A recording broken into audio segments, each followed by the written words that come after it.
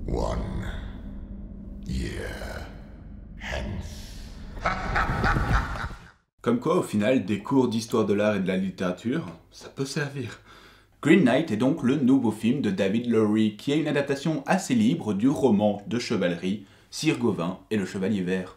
L'histoire est celle de Gawain, pas encore chevalier de la table ronde dans cette version, qui accepte un duel avec une mystérieuse créature venue à Camelot. Cette créature, ce chevalier vert, promet au vainqueur son arme et la gloire que lui apportera le récit de leur duel durant une année, au bout de laquelle ce vainqueur devra voyager 6 jours vers le nord, en direction d'une chapelle verte pour y retrouver ce fameux chevalier vert, qui récupérera alors son arme et rendra les coups portés. Alors c'est un film assez particulier et qui ne plaira pas à tout le monde, c'est très visuel, très mystérieux, très mystique, et je serais pas étonné que beaucoup de gens sortent de la salle avec un énorme point d'interrogation au-dessus de leur tête. Moi-même je dois avouer que certains détails je n'ai pas complètement saisi leur sens, et c'est principalement des changements par rapport à l'œuvre originale que je trouve un peu en contradiction avec celui-ci.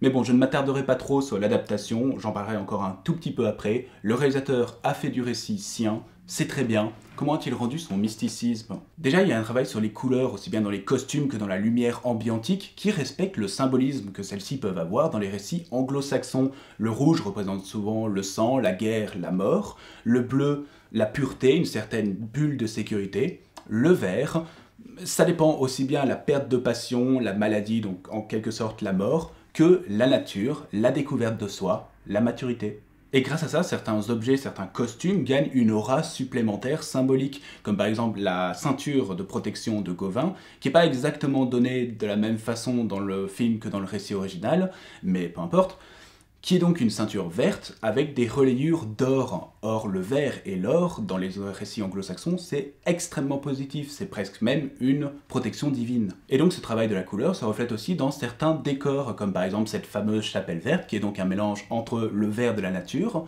et le jaune doré brillant qu'apporte le soleil dans cette scène. Le réalisateur et le chef opérateur vont aussi utiliser cette teinte de lumière afin de narrer visuellement leur film.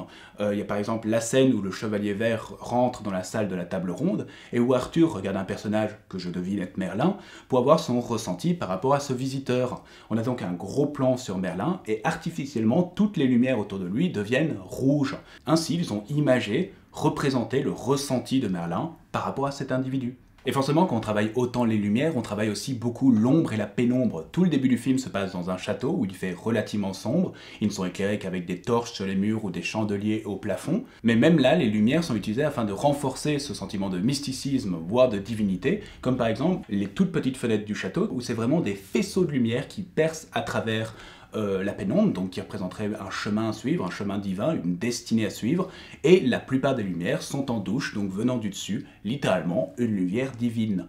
C'est vraiment une fois que Gawain quitte le château, part pour son voyage, sa quête de découverte, qu'on quitte cette pénombre et cette ombre vers des décors beaucoup plus éclairés. Et là, on a droit aux décors magnifiques de l'Écosse qui font déjà naturellement légendaires et mythiques, mais qui sont souvent habillés de brume afin que la lumière soit diffuse. Du coup, l'ambiance de légende, de mystère sont très bien rendues par les costumes, les décors et la lumière, et par les situations que rencontre Gawain au cours de sa quête, qui sont parfois intrigantes, parfois dérangeantes, mais elles sont un peu gâchées pour moi par la musique. Je trouve que la musique est beaucoup trop présente et va beaucoup trop forte dans le film. Elle marie les 25 premières minutes du film sans s'arrêter une seule fois par exemple. Bon, c'est pas une mauvaise musique et je comprends pourquoi le réalisateur veut éventuellement le mettre en avant, parce que c'était des romans en vers à l'époque, donc c'était probablement chanté, donc la musique devait avoir une importance dans la narration de cette histoire. Mais ici, je trouve que c'est mal géré, comme dans des films d'horreur où il y a trop de musique. Ça a gâché plusieurs scènes pour moi. Quand j'ai une créature impressionnante, intrigante qui s'approche du héros, et que par derrière j'ai une musique qui va trop forte et qui est un petit peu trop sautillante, bah du coup ça désamorce la peur que je peux ressentir, le malaise que je peux ressentir face à cette scène, et ça tombe complètement à l'eau. Et quand au contraire il se passe pas grand chose visuellement, comme par exemple le héros descend juste dans un couloir et que la musique en fait des tonnes comme si c'était l'avènement de Satan, oui, il y a des moments où j'avais vraiment envie que la musique se taise. Et du coup, par rapport à l'adaptation, bon, la fin a été changée, mais c'est principalement le cœur du récit qui me perturbe en fait. La rencontre avec Bertilac et sa femme est normalement le pivot central de l'histoire, et ici, elle arrive quasi à la fin, et ça dure 10 minutes grand maximum.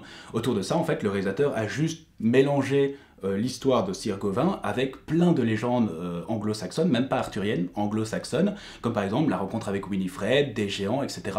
Ça fait un peu fouillis, ça fait un peu l'effet Le Hobbit en fait. On a une histoire principale, et dedans on a décidé de faire des apartés qui font pas vraiment avancer le film.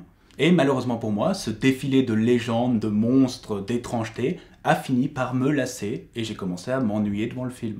Et finalement, je suis aussi un petit peu déçu, parce que là où la bande-annonce laissait entendre qu'on allait vraiment avoir des images assez bluffantes, un espèce de trip visuel de légendes arthuriennes, au final, elles sont quasi toutes dans la bande-annonce, et il n'y en a pas tant que ça sur un film de 2h10.